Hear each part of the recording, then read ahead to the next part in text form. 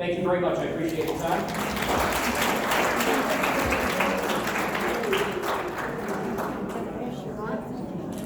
No one not speaking. Get up, take a great stretch. We're going to have a conversation after you get up.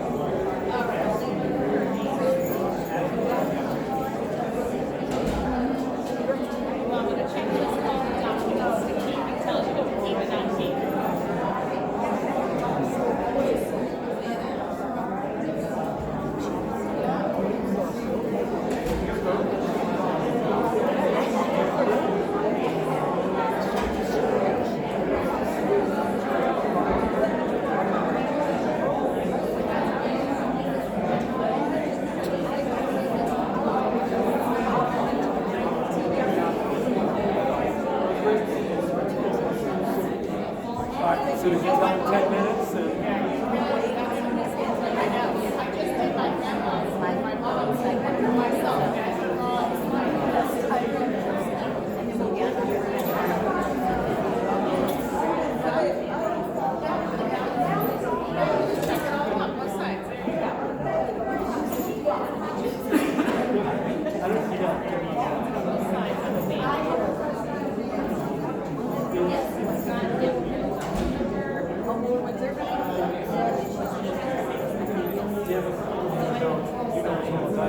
They shouldn't. Yeah, but they will. Well, make sure I'll talk about it. Because what I'm going to talk to them about is I'm going to say this is a really good example of all the levels of life. And if you want to start a journey of understanding senior living, this is a great place to start having a conversation about too long. Places like this study.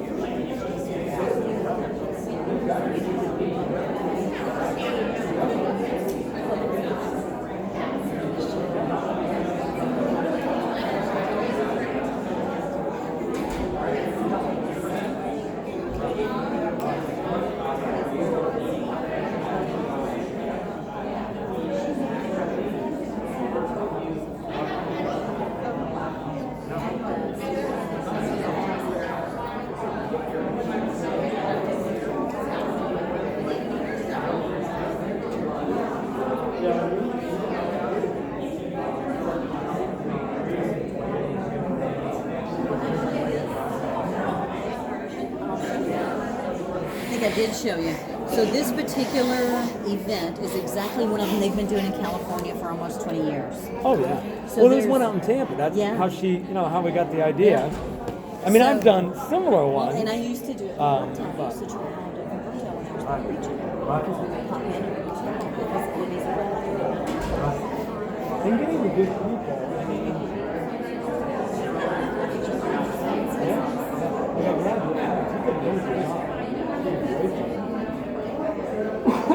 I need to talk about it. Getting the good people. You know, there's a lot of people that are good people, but they're not good people. That's 99% of the ones I've been with, are not good. They're good people. Some of them, sometimes. Well, the other thing that's hard, and you made a good point of this. Get away from the video. I'm going to say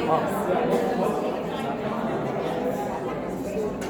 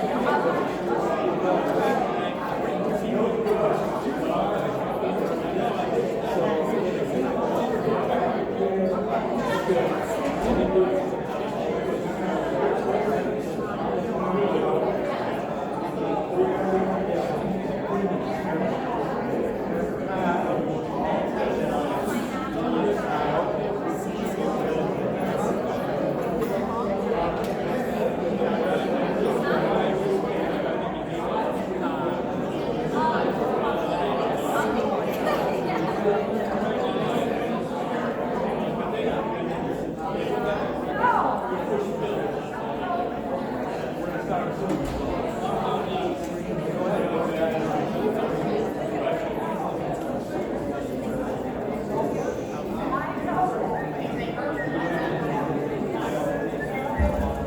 everybody can start making their ways back to their seats, we want to make sure that you're on time for lunch. Because I know our bellies are rumbling, right?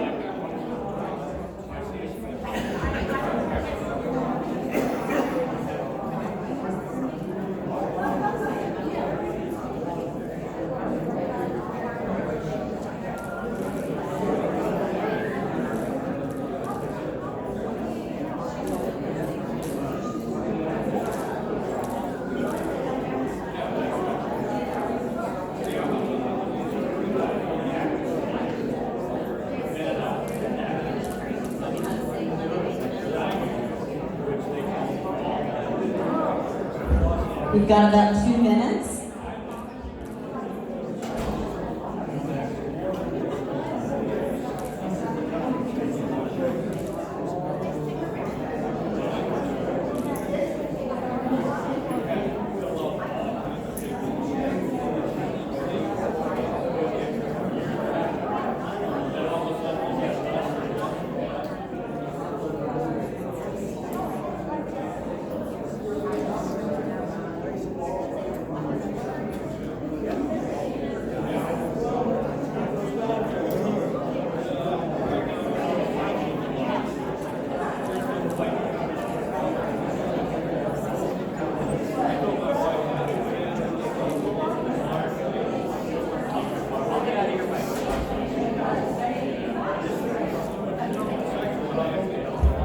If everybody can wake their way back to their seats, we want to keep you on time. The kitchen's cooking lunch.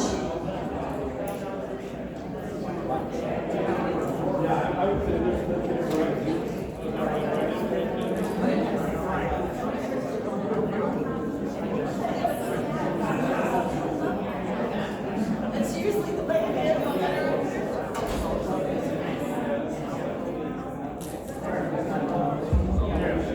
For everyone at your seating, if you don't have a blue folder, there's a blue folder over at that table. Part of what I'm going to be talking about is encompassed in the folder. If you need one, Andy will get one for you. Okay, I've got one of those.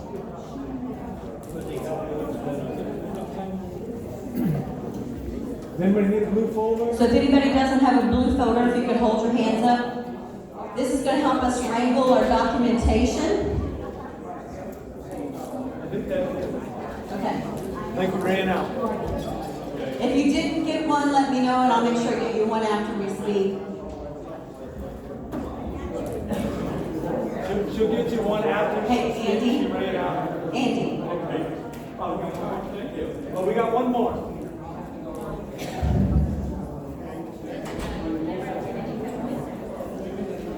So we've talked a lot today about documentation. And one of the reasons that you have a blue folder is because this is the beginning of your stack. You've gathered some information today. You have people that are coming from different aspects of the wheel of our circle of care. Starting to get the documentation together is one of the most important things you can do. All of us that work in this industry have been in crisis mode with people before. And running and chasing down paperwork makes everything harder for everybody. So I gave you a blue folder because that's going to be part of everything you've got, throw in it, and we're going to talk more about that. One of the things that's in your blue folder, there's a flyer in there that talks about a couple groups we're going to have here. This is my call to action for you. It says coffee and cake or wine and cheese. Basically what I'm asking is that you are your own best advocate. Your voice is what we use to take to the state to talk to them about what we need in Manatee County.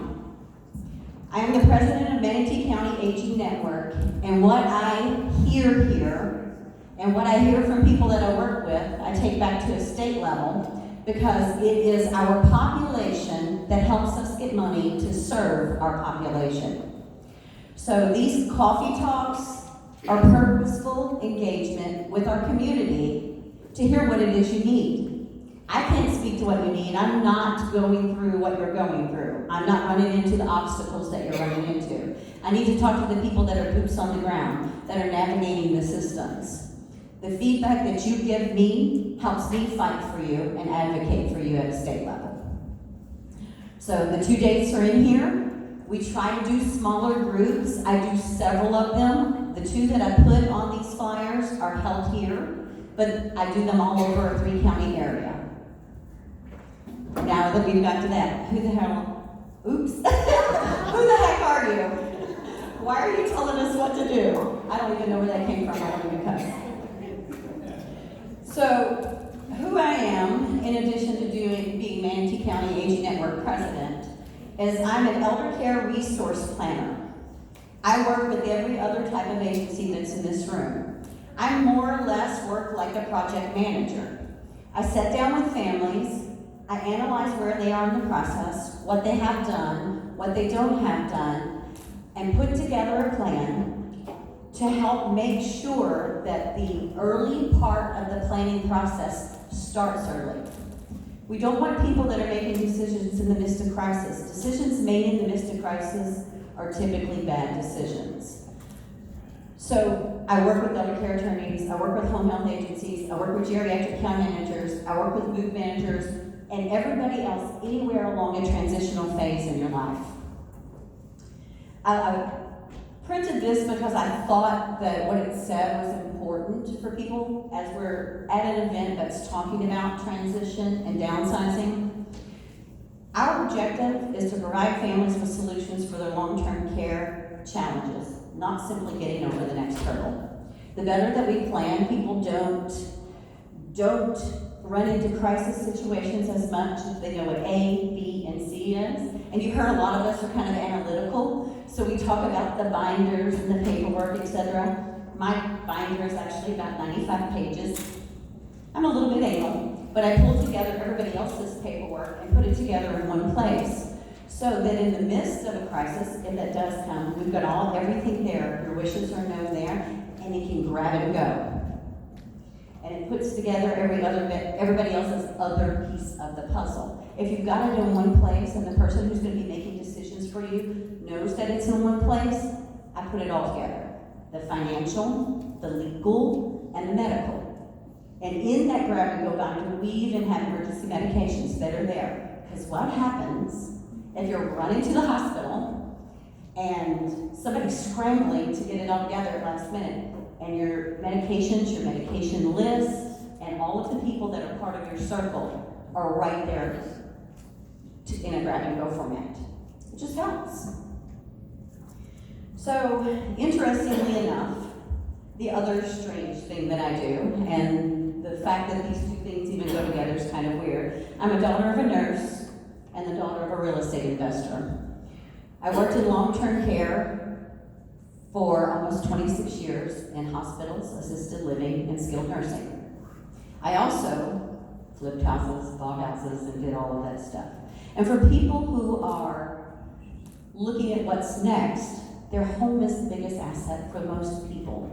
And what to do with it and how to do it is a big part of their financial planning. And to do it right, to do it in advance, and to not do it with somebody who is looking for a commission and a sale.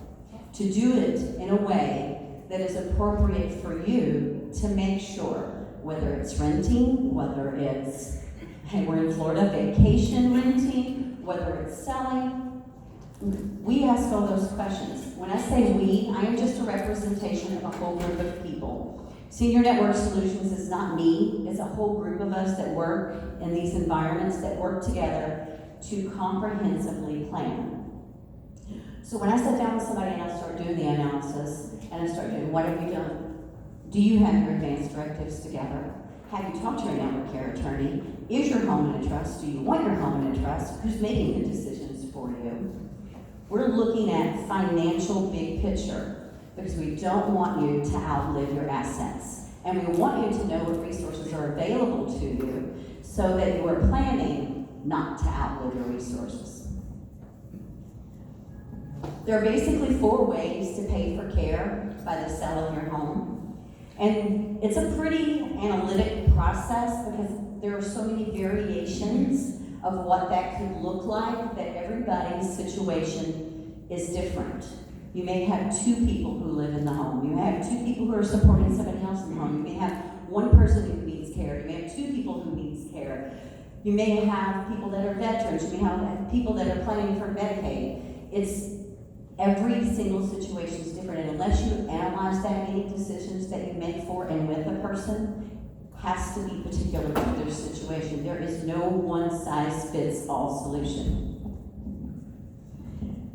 One of the documents, and I didn't put it in your folder, but I actually have a printout that talks about the 4 ways that you use your home. I've hit most of them. You can either do a reverse mortgage, you can use it, you can sell your home, you can also do rentals from it, or you can do an equity loan. These are all ways to finance long-term care. What is right for each person, again, is different depending on what their needs are. But it is something that you should start looking at and pre-planning and exercise your plan and know what it needs to be before it hits. Because like what everybody else has said, I have got to say I've been in some home selling nightmares. Got houses that have sat on the market for 3 years because somebody went into assisted living or skilled nursing and there was no next of kin, nothing was taken care of, and you walk in and this, it's like, whoo, that house has been locked up for 3 years. And is that house going to be harder to sell? Absolutely. Is the person who's now needing the money from it really, really stressed about the fact that we hope that this happens? Absolutely. Why? Because they're in a dire circumstance now. The sale of that house is super important. So when we're talking about long-term care planning, using your biggest asset and planning what happens with it, where it goes, who's handling it. One of the things that you heard other people talk about is the sticky situations that come into play with families. I'm going to give one little example that I just went through, and it's kind of tough, but I do want to paint a picture of what can happen. Had a couple that I was working with. I went in initially to give the evaluation of the value of the home. When I got into the home, there was a home health agency in there. This was a non-medical. Because of my background, I kind of noticed, I forgot to say I'm also a certified dementia practitioner and I do education series for the Alzheimer's Association. I noticed that it was a bit of a mess, that the situation was very chaotic. Come to find out, the 2 people that were being cared for had not had their medications in 2.5 months. The house was cluttered, the yard wasn't mowed, and my spidey sense starts going off and I go, whew, why hasn't somebody noticed that this is happening? Why isn't somebody advocating for these people to make sure that their planning is in place? The wife is a United States citizen, the husband is from the United Kingdom and a United Kingdom citizen. They're starting to look at going into an assisted living environment. The house is going to have to be sold. There's a daughter that belongs to the wife on this side, a daughter that belongs to the husband on this side, and they're all fighting because they all have a difference of opinion about what's supposed to happen. I started talking to them about getting next steps in place. This is what we need to do. Let's get an emergency plan in place, even if you never execute it, because in my head, what I can see is, ooh, we are going down here medically really quick. And this is not looking good. If we don't get a grasp on this situation, it's not looking good for this family. As we start doing their planning, he takes a fall, and he's the caregiver for his wife who has dementia. He's in a skilled nursing environment, and none of his paperwork's in place. So now this battle between these 2 daughters gets heated. Because guess what everybody's worried about at this point? What's going to happen with the money? What's going to happen with the house? Who's going to take my part? And I'm in the middle of a great argument going on with all these people. And I was like, whoo. He passes away. And his wife, who now has dementia, ends up in a Medicaid community. And his stepdaughter decides she's not going to sell the house because she wants to come stay in Florida occasionally. So all of his wishes didn't get executed. His wife is in a Medicaid community, and I'm not saying anything negative about Medicaid communities, it was just they were making a decision in the midst of crisis, and mom's not getting the best care she should get. So one of the reasons that we're here today, and we talk about, please pre-plan, is because of situations like this. The best laid plans are genuinely the best laid plans. So, that being said, I'm sorry to be a bummer, but sometimes you have to paint the reality of what does happen when we don't pre-think the next step, because everybody gets hurt in the process. So somebody want to tell a joke to lighten the mood a little bit? So, after all of that rambling, that's why I want your voice heard. Have conversations, start the planning, and let us help you in any way we can. Part of what I do is I put together education series. I put about 150 together a year, and I get the information of what we're presenting based on what you tell me. What you tell me your struggles are, what you tell me your wants are, and try to educate, because education is power.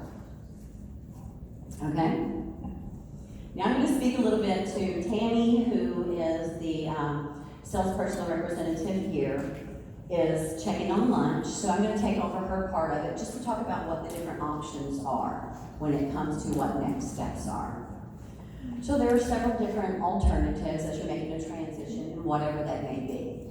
So transition, whether it's downsizing your home, getting your home ready to age in place by making the appropriate accommodations to be able to stay there, getting home health involved so that you've got a support system, putting your team together. One of the trickier ones as people are starting to navigate is, what is independent living? What is assisted living? What is skilled nursing? How do you pay for these things?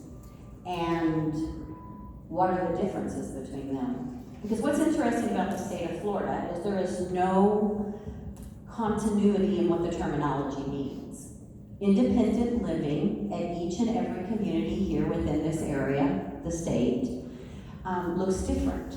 So independent living could mean that you have an apartment and it's completely standalone. It's that you are paying the utilities. It's more of an over 55 housing situation. It can also mean that you have a meal provided. It can also mean that you have laundry services provided. It can also mean that you have transportation provided. There's several different alternatives when you use the terminology. Assisted living is the exact same way. Assisted living in the state of Florida basically has 3 different licensures. The licensures regulate what type of care can be provided. Assisted living, when it was initially instituted, was instituted to help people with activities of daily living, dressing, bathing, grooming, etc. What happened is, as your only alternatives used to be assisted living or skilled nursing, they realized that that really wasn't covering the needs that people had. There was this gray area in between the two. The gray area in between the two created a licensure called an LNS license. An LNS license is a limiting nursing services license. So you take that standard assisted living license that allows you to do dressing, bathing, grooming, etc., and you add some nursing services in. So it gets a little bit heavier in the type of care component that can be provided. People with diabetes can be monitored. We can have catheters. You can have 2-person assists. I'm going to take it a step further. That can even get tricky, because an LNS license, a limited nursing services license, can be different from every building to the other, because it is a determination from the community itself about how much of the nursing care they're going to take on and how much of it they're going to subcontract. Different communities do different things. There are some communities who will do a 1-person assist. There are some communities that won't. There are some communities that will do diabetic care. There are some communities that won't. So it gets more and more complicated. So what we do in those instances when we're educating people about their alternatives is we ask them to sit down with a professional who genuinely understands, because the worst thing that can happen is to make the wrong next step, because it can mean multiple steps, which means multiple disruptions in your life, which nobody wants. You make a change from an initial transition into one of these environments, and then you have to make subsequent transitions. Who wants their life disrupted all the time? And at a time when you're already going through the emotional turmoil that comes along with the healthcare crisis. The other thing that is an alternative are memory care environments. environments. So memory care environments are a relatively, I'll say new, but really more like 26 years. To me it's new because I've been doing this a long time. Memory care environments started coming into play when the assisted living communities realized that the needs that they served really didn't meet the needs of this particular population. There was more hands-on care needed, there was more cueing and direction needed, and there was more oversight and higher staffing needed.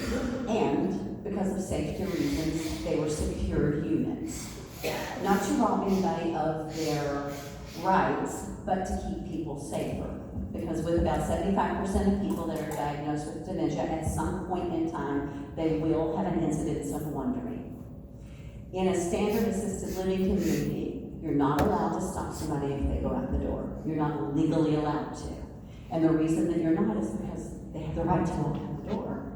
So this is where it gets really tricky, because that gray area between assisted living and memory care, there's really no definition for that either. A lot of times it comes from what the doctor says and whether or not someone is a wander risk. And it's really a lot of negotiation with the family about how it can be managed, especially if you have a spouse involved who's the primary caregiver, because you can negotiate the care a little bit because you've got somebody that's got eyes on them. So all of this gets tricky, and this is actually one of our education series that we dive really deep into, so that as people are starting to look into that realm of the world, they understand it better, because again, knowledge is power. One of the reasons that we held this particular event here is because this is a really good example of all the levels of care. There's an independent community here, there's an assisted living community here, and there is also a memory care community here. So I would highly encourage everyone to take a walk, look at the apartments. This is kind of like, if you've not done it before, toe tapping into this world, because it'll give you a good oversight of what these different environments look like and what they feel like. There's some publications that go through and do listings of all the communities that are available in the Sarasota County, Manatee County, and Charlotte County area that will show different things that it allows. Senior Blue Book is probably the best one in the area, that in the back of it, it has a listing of every single community. But what it does is it'll tell you what type of licensure they have, whether or not they take Medicaid, whether or not they take pets, whether they have 2 bedrooms, 1 bedroom, etc. Because again, this is a very complicated world, and it's getting increasingly more complicated because we have communities popping out of our ears right now. And the way that those communities are being ran is different from one community to the next. So I tried to put that in a little brief synopsis, but this is an education series that we can dive into deeper and really dig down to what are the questions you ask when you're looking, who do you turn to find out the information that you need to know. And the one thing that I want to end this with today as part of this is I tell every single family that I work with, get a plan in place. Get a plan in place, go look at communities, whether you need them or not, because what it shows, what the research shows, is about 75% of people will spend some degree of time in skilled nursing, assisted living, independent living, etc. Why? Because we're going through changes in our life. It can be a temporary situation, it can be a permanent situation, but if you don't know what's out there and you don't educate yourself and you're making a decision in the midst of crisis again, it's not a good time to do it. So get a crisis plan in place, pick your place, know your team, get your paperwork in place, and know what you would want to happen while you have a voice to speak it. Because again, you're your own best advocate. That's that.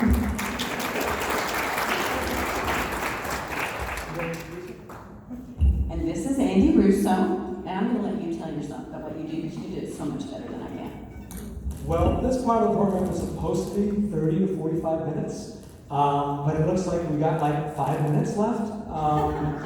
So this is supposed to be the big part of the program, but I'll just do a very little synopsis, and then I'll take questions, and you can always call us, and I will help you with anything that we can help you. I'm just going to give you kind of an idea of what we do, and then I'll give a little outline of what the presentation was supposed to cover.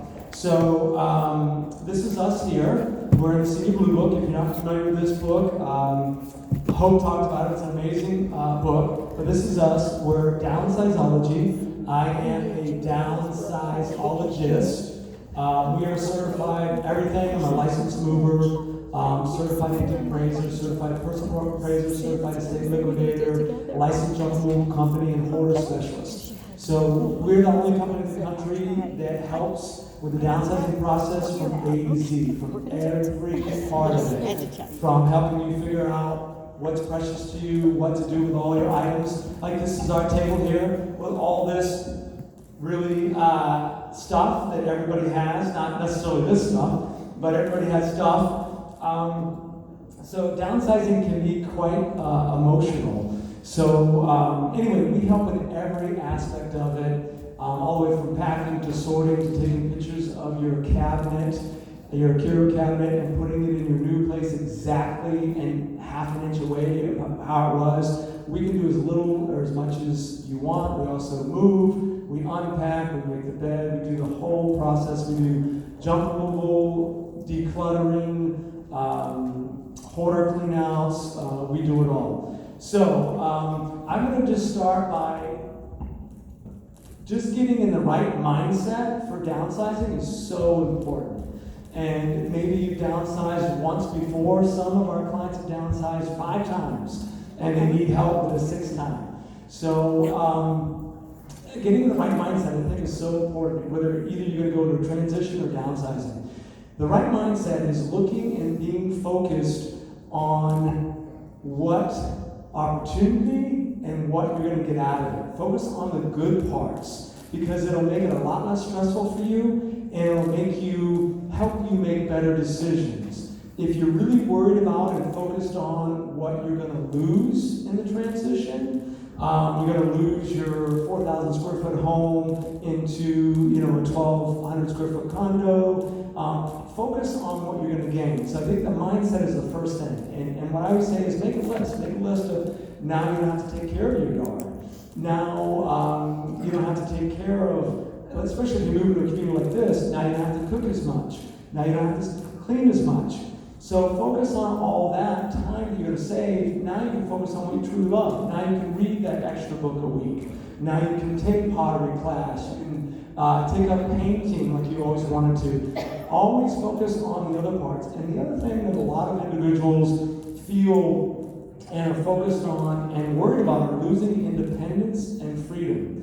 And our experience with our clients, of people that are moving into independent communities like this and many other wonderful ones, is they actually have more independence and more freedom because they have more time now.